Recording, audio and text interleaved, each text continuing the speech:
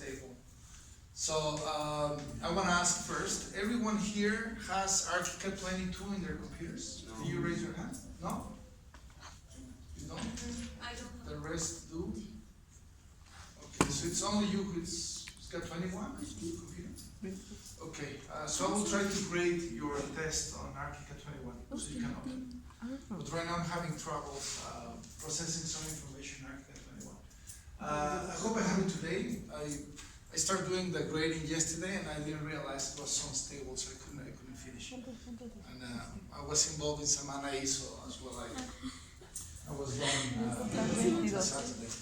Okay, so this part well, we have, I think we have 7 classes or 6 classes left. I need to check. We're gonna focus on a couple of things we did not cover yet, like objects. And you're gonna have a homework on Thursday, not today. And the last project is gonna be a project done in a team. So you have to group on teams of 3. I will give you the rules and the project hopefully by next Thursday. So right now, start talking to the people that you know. The team, it's your own choice. You group yourselves. So there's no excuse. You know, I don't want, unless you have nobody in this group that you know. Maybe I will group you if you don't have any choices. But start talking to each other who you want to group with. Okay. So the last presentation part is it's you have to model a project in a team, and then you have to prepare 2 posters with all the information, and then all of it has to be done inside of Parcial, of course. So next class and next week I will talk about the project, so give you an idea of the expectations about the scope. Today, typically we start with objects, but I had a request because I think some students are having to do presentations already. So today we're just going to skip a little bit my traditional schedule. And what we're going to do today, we're going to start seeing the rendering part of ArchiCAD. Okay? We're going to continue with the objects on Thursday. But let's just see a little bit how you start doing the renders, how everything is attached. Okay, and we will continue with renders possibly in a week and a half. But this may give you good enough information to start playing with things. So what I'm going to ask you please is just do a small space that's going to have 1 slab. So do a slab maybe a 6 by 6. Put a covering on the slab. So any cover from the library that you feel it's relevant for that location. So I'm going to start doing it. I'm going to put just here some tiling, let's say. Okay, and I'm going to do a slab that's going to be 6 by 6. So it's a small space, it's not a big space. 7 by 7, you know, it's just a roof. Okay, and then two walls. I made out of brick. Okay, right now I'm just going to use the brick by itself.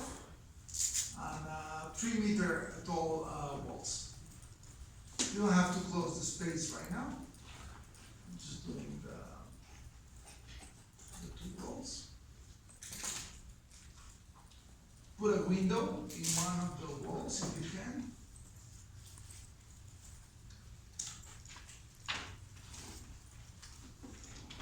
Okay.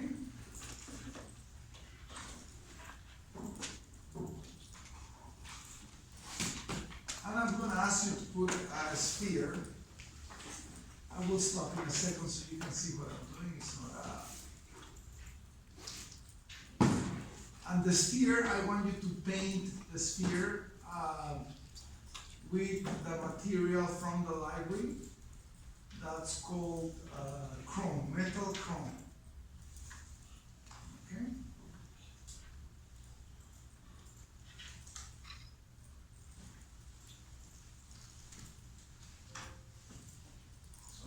So what you need to do is very simple.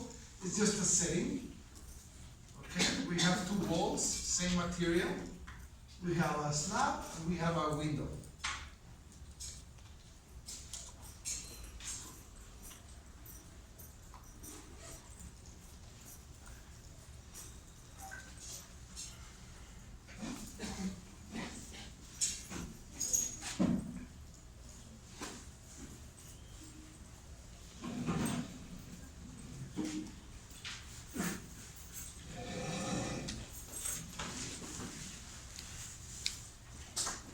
Again, the sphere is made out of the material from the library. So I'm gonna make it bigger so it makes more sense.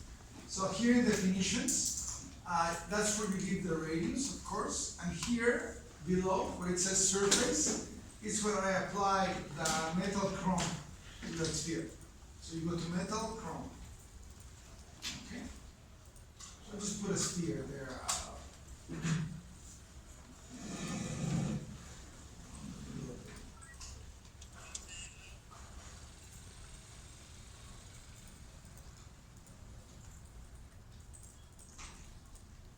Okay, so I'll give you another minute just to finish it up. It's very simple. Just a slab with any finish that you want, as long as you're able to recognize the finish, of course. I just put 2 brick walls for now, with a window, and then I have a sphere there that it's made. The material of the sphere, it's from the library. It's metal chrome.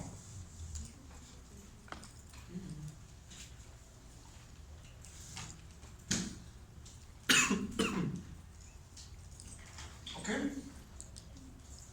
Okay, so first of all, render, it's a very old word. Render used to be used when you were using pencils, color pencils, and you were to do a perspective. That was called render. So render is just a word that expresses that you're going to put color, or you're going to put a texture to any drawing. So it's not a rendering term. It's used because it's when you put textures, you put light into your model. That's what it's called rendering. Okay? But render has been used as a concept before computers were present.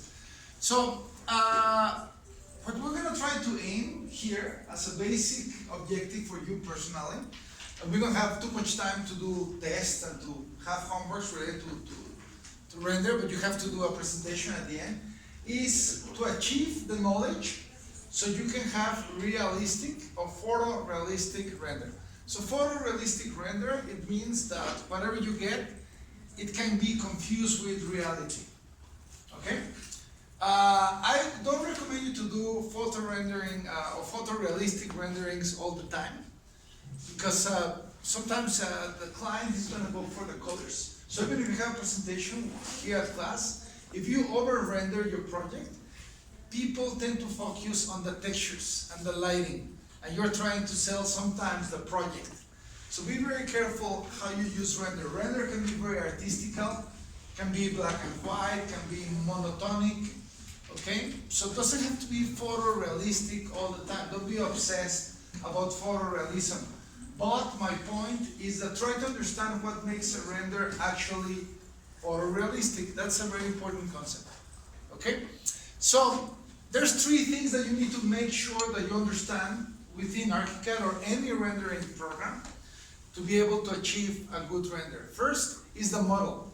There's no miracles. The project that you're doing, it's going to have certain amount of detail. Now you have 2 things that you need to balance anytime you're using a 3D software. Either you do things too detailed, so it's going to make your computer too slow, or you make things too simple. So no matter what texture you put on what lighting, it's just not going to look just right. The second part of the render is the lighting. The lighting is very, very important. The lighting has to be realistic if you want to achieve good results. And for that, sometimes you need to know a little bit about photography and about sources of light. And the third one that's really, really important is textures. Okay? So sometimes you can have a great setting, great lighting, but your textures are wrong. So again, it's the model, it's the lighting, and it's the textures. The 3 together make up for a good render. Okay? Now, please do not over-model your projects. I see people downloading stuff from the internet. Let's say a bed. The bed is great, but then multiply the bed in their project 50 times. Are you going to do a render of every single room that it's identical in your project? No.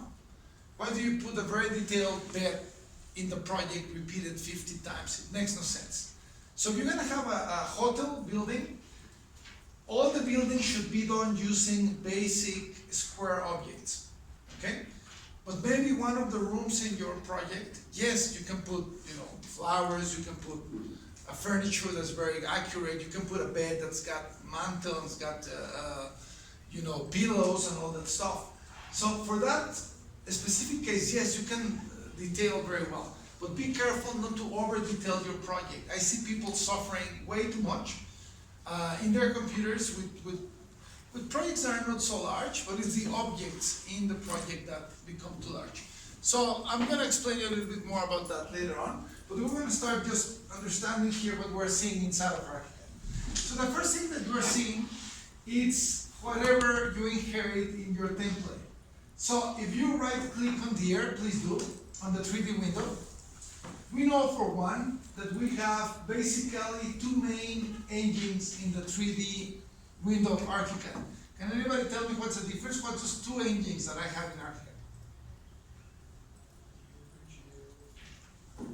Exactly, OpenGL and what? No, that's render. But here in my inside of ArchiCAD, when I'm working on 3D, so I have OpenGL and what else? Vectorial. And Vectorial. Okay. So make sure you understand this. It's a kind of a render, but when we talk, let's do a render. This is not what we're talking. This is within the environment of ArchiCAD. Okay. So make sure you understand this difference here of Vectorial and OpenGL. Now, when you go to OpenGL, here in detail, you see here we have OpenGL with shadows. What you see here, it's OpenGL textures. Please do not be confused. Sometimes these textures may not be the ones in your final render. So there's two sets of textures for every single object in ArchiCAD. Okay? We're gonna cover that in a second. But just make sure that you understand that the OpenGL inside of ArchiCAD textures may not be identical to the ones in your final render. Okay? Now, once we're here, you're going to right click on the air, and you're going to see an option there. You already have the rendering engine there ready to run, which is called photo render projection. But on the third level, you have something that's called type of projection. Everybody sees that? Projection settings. So just go there and let's understand what I see there. Okay? So first of all, what you're going to see, it's a little plan that is the same scale as the plan that you're seeing on your screen. So if you have a big project, you may need to zoom in, zoom out to be able to see the model. So the first thing that I want you to acknowledge is the following. First, you have a source of light, which may be real or unreal. What does that mean? It means that it doesn't have a setting, it doesn't have a place. So that means that I can put the sun anywhere I want in the project. Be careful with that. I see very often people doing perspectives with the sun from directions that the sun never comes from there. Okay? Start making a habit as an architect to see where the sun is. Okay? So anyway, but you can put the sun wherever you want, which is not real, but you can do it. Okay? The other thing that's important in this menu, it's all the settings for the camera. So first thing we're going to do together is we're going to call the objective. So that perspective inside of ArchiCAD is just like you have a camera. The camera can be at any height and can be pointing at anything. So let's say that I put a camera here. It's not the same if the objective is pointing the corner or if it's pointing the roof. The camera can be in the same location, but the angle is going to be given whatever I'm looking at. Also the angle. Anybody knows in degrees, what's the angle that the human eye has? More or less, approximately. So if I were to do a render, when we have a point that you don't see your hand, right? And it appears at some point. Try it. When does your hand appear around your eye? And what's the angle that you have left? More or less? How much? Come on guys, it's very simple. Really? Like that? I don't know. Everybody can see what's it. If you're looking there, can you see what's here? I don't think so. Try it with your hands, nothing wrong. Maybe. More or less what you see clearly, it's something like this, which is 90. degrees more or less. So 90 degrees is what you have that you see clearly. You may sense something, but if your eyes are looking to the front, you don't see 180. You don't see the side. Once your eyes start moving a little bit, of course, you become aware of the side. But just try. So typically, renders or 3D windows are within 75 degrees to 90. 90 starts feeling a bit unreal.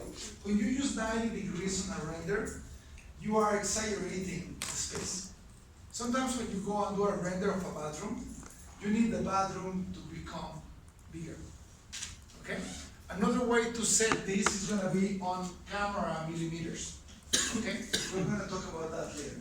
So if you can please here, we're going to try two things. One, it's if you press Alt, click in this screen, you're going to bring the objective to the screen.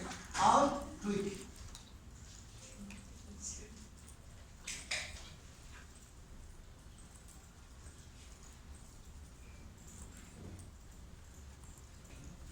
Okay? That's that little ball, it's where the camera is pointing. Then, here to the right, you have the height of the camera. If I'm a person, maybe 1.6, standard height of the eyes. For me, would be obviously taller than that. The height of my objective. So let's say I'm looking at the infinite. These two numbers have to be identical. So this will need to be 1.6. Okay, so let's try it again. Let's see. So here I have 1.6 and 1.6. So this means that little triangle there, that's the camera. So you can also locate the camera anywhere you want in this setting and whatever you are looking at. So once you have those two values, accept it, say okay, and now I'm seeing the perspective from that camera view.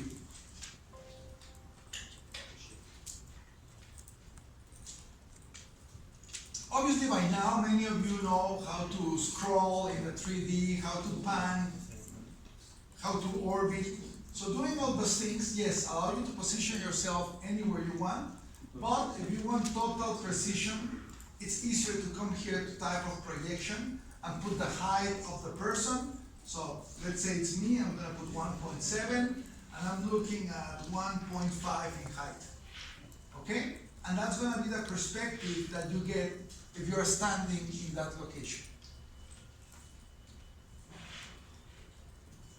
Okay, is that clear?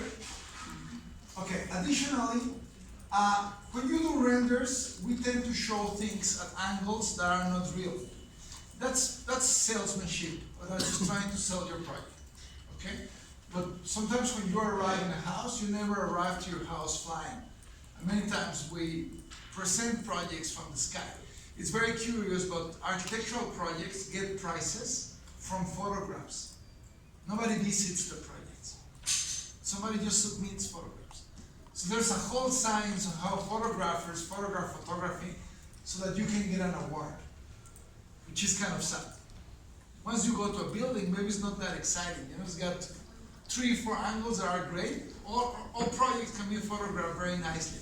So in a way, to do render, it's a marketing activity. You're communicating with your client, but many times you want to sell it to. Okay? But sometimes it's a little bit deceiving, but that happens all the time. Okay, so if we go back, please, to type of projection. Also something that's very important in a computer environment, because of the way the camera is set in an angle, it tends to bend. If the angle is very forced, it tends to bend the horizontals to a fugue point, which does not happen in reality. If you see around you, you never see vertical lines bent, unless you have lenses or you have glasses. So that's why if you want to see your perspective with straight vertical lines, you have an option in which you can reset the perspective to get a line. So that's when you have that option there. If you want everything to be vertical, you can click here and say, yeah, I want all my lines to be vertical, which is closer to reality. Okay? Also, within here, you have obviously the angle. So once you go to 90, you're gonna see that the angle, this is a wide angle. So it starts looking distorted. I see too much from the distance that I'm getting. Again, why do I do 90? When you're in a very tight space. So when you're doing a perspective of a bathroom, if you put 70, you're only gonna see the toilet. So what you want to open the angle to be able to see the shower, the toilet, the hand basin. So you're exaggerating the effect for the purpose to illustrate everything that happens. But be careful. Sometimes you can deceive the client on how big the space is. So if you want the client to feel closer, what's going to be, keep between 75 and 80. Okay, that's a little bit more proper. Okay, so, here by mistake I put a render. I'm going to cancel it right now. So I'm going to go back to type of projection. So here is the angle of the camera too. The angle can be tilted. It's like you tilt, it's kind of weird, but you can tilt your head like this. So the camera can be shifted. So it's that angle, the very last angle is the tilting of the camera. Okay? Now, if I go here to the bottom, I'm setting the altitude of the sun manually and the location, but also I can click here where it says date and hour. And date and hour is going to give you the chance to select, according to the location, the month, the date, and the time. Okay? So, if you can come here, you have plus 1 hour. When do we have plus 1 hour? The summer schedule. So when we are on summer, we have that shift on the hour. This you need to click if wherever you're living is using the plus 1 hour option. Okay? Now, if I go to the sunlight here, I click, I go to a menu that allows me to taint the sun. So I can put a little tone to the sun, maybe a little bit of yellow, very, very light, don't exaggerate it. Okay? The ambient light tends to be in the middle of the day, pretty much white. In the morning, maybe a little bit blue, and maybe in the afternoon, maybe a little bit reddish. Okay? But you can play a little bit with that. Right now, it's not necessary, but But this affects how you see this environment, not necessarily your render, your final render. This is mostly how you're seeing things here. But as you can see here, you have ambient light and sunlight. So these is two concepts that are critical to understand render. Ambient light, it's everything that comes not from the sun directly. So every light that's bouncing in the building and coming my way, that's ambient light. Okay? Direct light, it's dependent on the sun. If the sun arrives, that's lighting. And that's one of the things that people don't understand from doing renders. And that's one of the things that people trick to do renders. Most of renders that you see for sales are tricked. They are not real. They are not physical renders. We're going to talk about that. But if you want to be real, you always have to take into account these two options. There's always an ambient source and the sun itself, or artificial sources. Okay? Now, to know where you are in terms of location, here you have an option that it's going to set the date, like right now. Where would the sun be right now in my project? In that date, at that time. Okay, so it's going to change all those values for you. Or you can change the time and say, no, I'm interested at 1 p.m., whatever month you want. Now, the location in ArchiCAD, I can accept here, okay, and my shadows, if I have shadows in OpenGL, I'm going to see the shadow given at that specific time and location.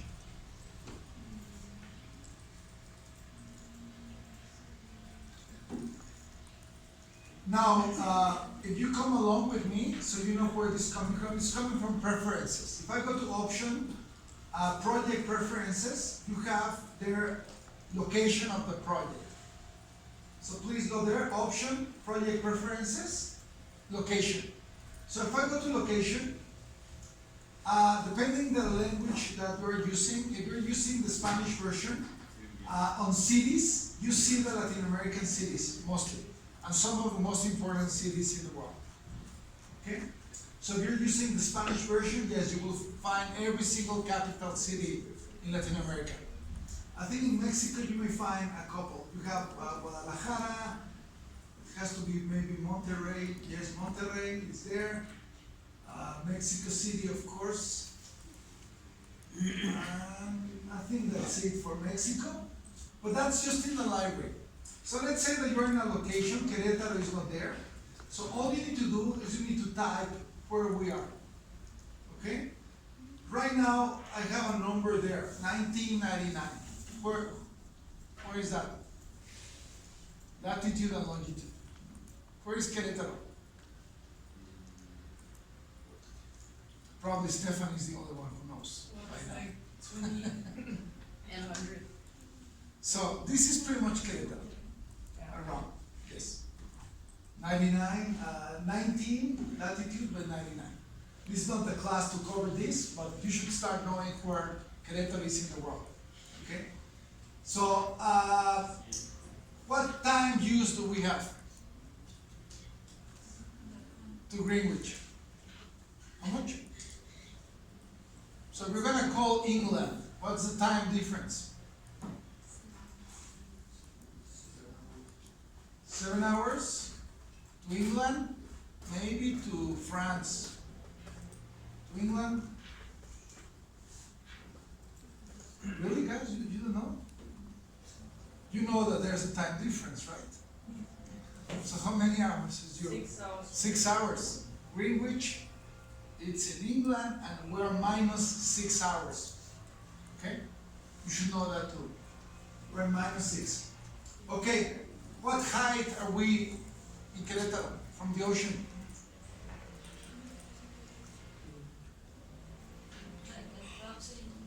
How much? 1,000 what?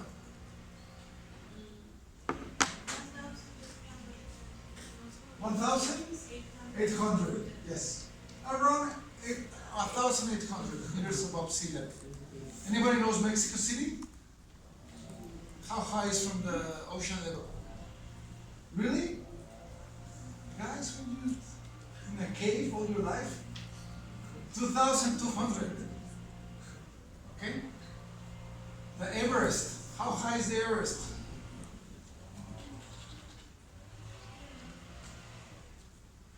No idea.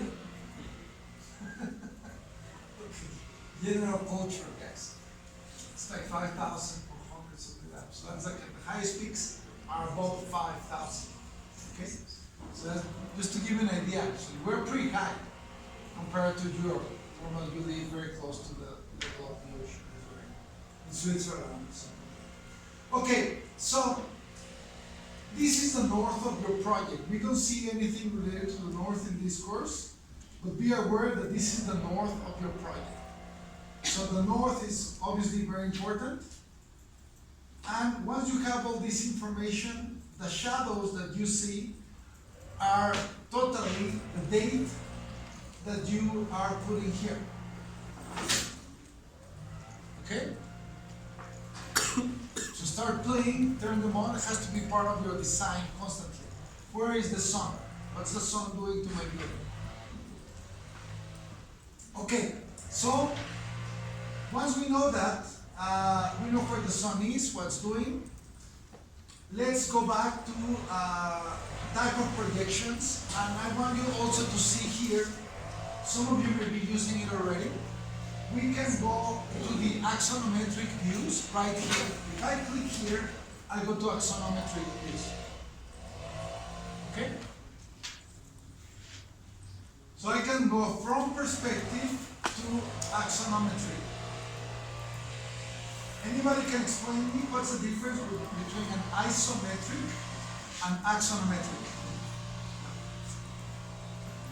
Can you tell me what's the difference between axonometric and isometric? No? Nothing to do. What's the definition of axonometric and isometric? What's iso? From from Latin? What's the meaning of iso in any word? Two? No. Iso means equal. Okay, so when you have an isometric, X, Y, and Z are not distorted, are one unit. So if you print an isometric view of a building, you can measure everything from there. Axonometric, it's not. Actually, you have fixed axes, but they are not the same length. Okay? So if you see here, you have pre-established axonometries, okay? And you have some isometries. You're going to see that at the top. So if you click on any, you will see that the depth changes of every axis, X, Y, and Z. Now, anybody can tell me why would I have the Y axis half the value of X and Z? Why would I use an axometry instead of an isometry?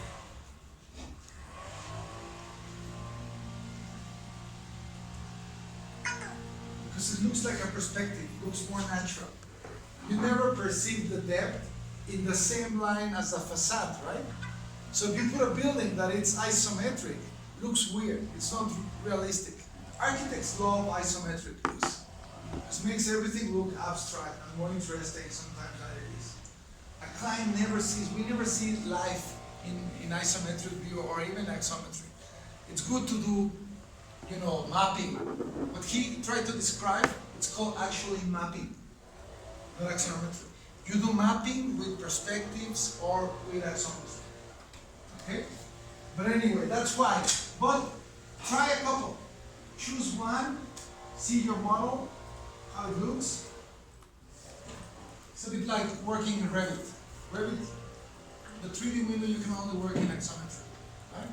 It looks always like this. I personally don't like it because I never see my building. I do project a lot in 3D. So for me, I'm always trying to look at the building and the way I'm perceiving the building. And I make changes according to that view. Okay, this is good for telling someone what they need to do. So it's better for instructions. So again, you have a couple of options that are already there. You can move your, your camera, and then you start getting these views. Okay, so make sure to understand that there you can switch, and you can create your own, of course. So you can fit in all the information. The sun is the same, it can have its own schedule, or you can distort it. Pay attention here at the front, for instance. Check what I'm going to do. I'm going to take the C, I'm going to shrink the X and the Y. That's now my volume. Okay? So it's possible to distort. But axonometry and isometry, it's a distortion of reality anyway. Okay? So always I would recommend you go to a basic setting. And from that basic setting you can change. You can orbit on axonometry as well. You can zoom in, zoom out, you can do exactly the same. Okay? And I'm going to go back to perspective. Okay. So, for doing renders, which a lot of you are going to start doing, I'm going to recommend you to have on the palette of renders. So, if we can all go together, please, to Windows. We're going to go here to, the best is just the toolbars. And turn on the toolbars, we can go for 3D visualization. Visualización 3D. It's almost at the end. And you're going to get this toolbar, and you can just put it there on the top. You can just drag it and put it anywhere you want. Okay, depending on the resolution of your computer. But if you do a lot of renders, that's a good bar to have. So I repeat, you go to Window, you go to Toolbars, and you turn on 3D visualization. So 3D visualization, it has already the isometric icon directly there. Perspective, type of projection. You have also all the view camera points, you have all the rendering menus. So everything that you need for being rendering, it's there. So you don't have to go to any menus. Everybody found it? Okay, so once we're here, we're gonna try to understand the settings for render. So the settings for rendering, you're gonna find here where you have a camera with a little box. The camera by itself, that's to do a render. And camera with a little box, it's the settings. So let's go to the settings, please.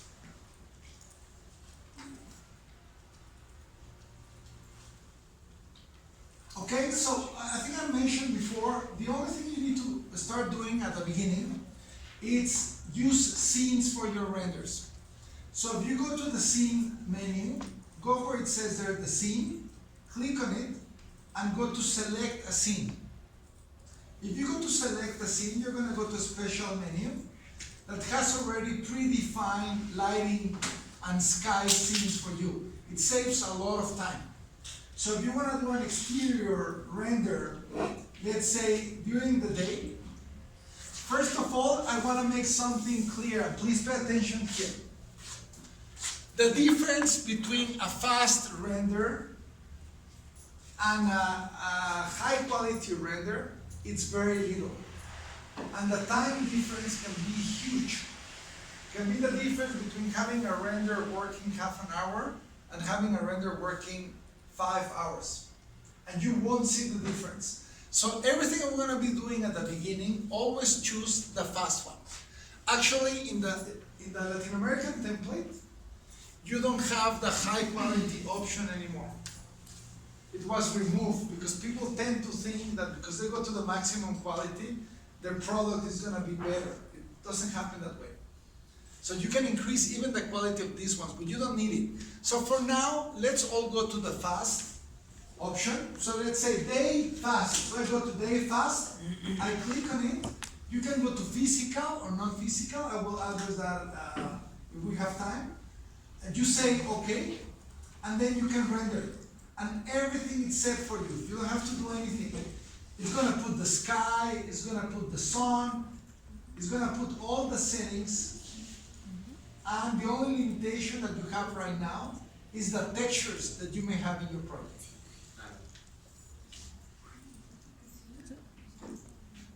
Now, Cinema Render, which is what we're using right now, is one of the best renders there are. Okay? Cinema Render, it's a German software, it's Cinema 4D. And actually, version 22 and version 23, it's updated than version 21. So it's a better render as you go along. But it's a professional render. It's got the same quality as V-Ray. And it's very, very fast inside of Archicad, if you know how to manipulate the settings, of course. Okay, so we're going to try to see how we get to photorealistic settings quickly. So in this case, if I do another scene, you can do it. Go and select a scene, and let's say that you go for a fast at night. And you're going to see how suddenly the sky is going to be dark, and then the only source of light is going to be the moon. Obviously, it puts the moon on the date that you're doing the render. So if you have a full moon that day, you may have a full moon in the render. So it interacts with the moon, or the time where the sun is laying up.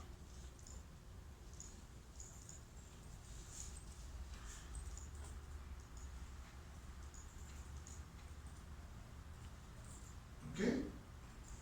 So this is pre-established engines. It's very important that you use them. What else can I find there? So as you see there, I have white model renders. These are very good. White model, it kills all the colors, all the textures, and puts everything in white. Obviously, does all the balancing. And right now, this one, I think this is wrong. it doesn't have a source of light. I'm just gonna change the sky. I think that one has a mistake. You may need to input the sky to the color render. So again, I'm gonna try to do it. So I went here, I went to select the scene. I chose the white render, fast. If I did the first render, it didn't have sky. Let's see if this is fixed. Yeah, that's wrong. So to fix this, if you can see for the white render, please pay attention at the front. Here it's called environment. Within environment, I have the sky and I have presets of skies. So just choose any sky you want and then you can render. And it's gonna make everything white and the source of light is gonna be the sky that you chose. And this is a very elegant render for presentations. You don't care what colors you have, what perspectives, everything is gonna go to white. Okay? But it's gonna keep the textures. If you see the floor, I still have tiling. It's white, but I still have tiling on the floor. It just made it all white. Okay? So that's something you can use. As you can see, it's very fast. It takes just a couple of 10 seconds, 20 seconds to do. It's a very fast render, and it's very good. Okay? If you go back again to select the scene, so I want you just to acknowledge that there's external scenes, white model, HDR. It's very. Anybody knows what HDRI is in render? No. It's like, It's an image. but it's 360. Exactly. So it's a 360 degrees image. You can try to do a fast render here. The image is not present, be careful. So I'm going to show you how to do it. So first, the source of the environment has to be HDRI. That's the type of texture that is being used. And you should be able to see an image here, but there's a mistake here. So you need to go to examine. And if you open your ArchiCAD options, you're going to see their high resolution HDRIs. Okay? And you can choose any scene that you see here. There's some exterior scenes. Okay? And then you render. So when you do that, so again, I'm going to leave it here at the front. You see HDRI, and I chose an image. This is an incredible tool for fast, high quality renders. So what this is doing, this is a special photograph. It's not a photograph that you take with your iPhone. This has to be treated in Photoshop. If you want to do HDRI images, there's a lot of tutorials on the web, but you need to know how to use Photoshop very well. But the source of light for this model is the image in itself. So if you have branches, the light that is coming to your project is going to be the same as if you had branches. If you have clouds, it's going to use the illumination of the cloud to do. So with no effort, all of a sudden, it's going to give you a very realistic distribution of light according to the scene that you're doing, and it's very fast. It's almost the fastest high quality render you can do in ArchiCAD, HDRI. Especially for external renders, it's really easy to do. All you need to do is change the scene. Let's say that I come here, I'm going to change the scene. Here I have a high definition, I have other types of trees. Here, I'm going to render again, and I'm going to have a different illumination. And of course, if I have reflecting items like the sphere, it's going to reflect the environment, which gives an additional sense of reality. So you see how a really ridiculous setting, the model has no detail, only has a sphere, 2 walls and a window. But the fact that I'm using that realistic background, that the background is actually being reflected on the sphere, suddenly it looks realistic. Suddenly looks like, yeah, this could be a real setting. Okay? So this is one of the first things you should try for exterior renders. It's very fast, it's incredibly fast. And you can find on the internet a lot of free HDRIs. Companies that sell HDRIs typically give you for free one or two of these. So you can start making your library of context photographs to render. Now, once we go into advanced render, I can combine it. I can use the lighting from the texture, but put any background that I want. Okay, that's possible, but we will get to that later on. I want you just to start playing with these settings. Okay, so again, if we go back to the one last one before we go to understanding the basic settings. If you come here to the custom scenes, I want you to go and find a special group, okay, that's called sketch renders. So there's a full group that's called sketch renders. So sketch render, it's not Cinema 4D. It's an internal ArchiCAD render which allows for your model to be rendered as a sketch. So let's say right now, use Darjeeling, or anyone you want. So I'm gonna use Darjeeling and say, okay, I want Darjeeling quality, I render.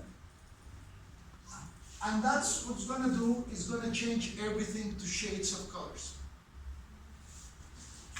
Okay, so it's gonna do it like handmade sketch. If you print this on cardboard, sometimes people don't know that it's computer. I have students that do this, and then they use watercolors just to add it up. And the professors are happy that we're doing things by hand.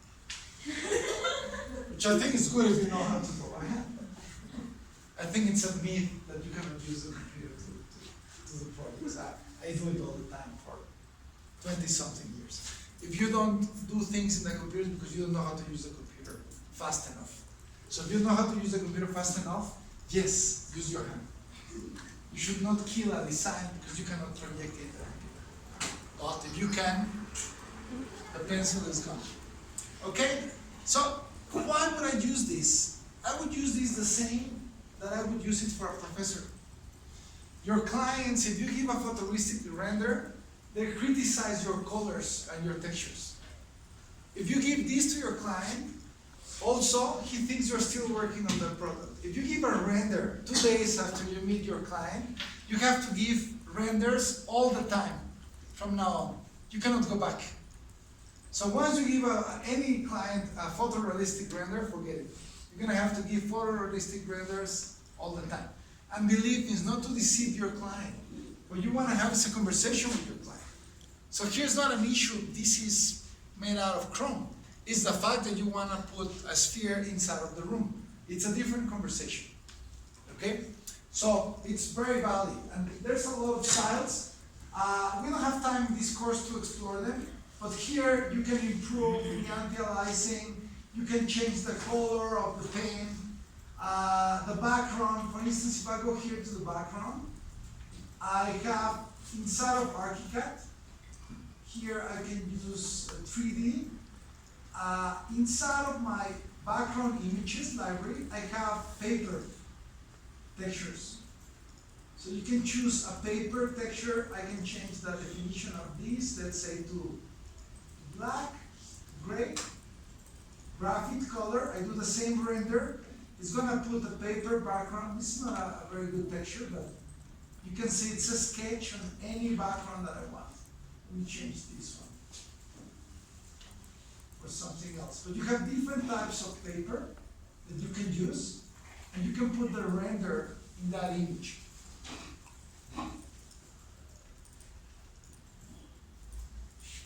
So this is like an all paper sketch, for instance. So be aware that it's part of the rendering engine. They're there. Okay? And they can be used very, very easily. Okay, so if you click here on the engine,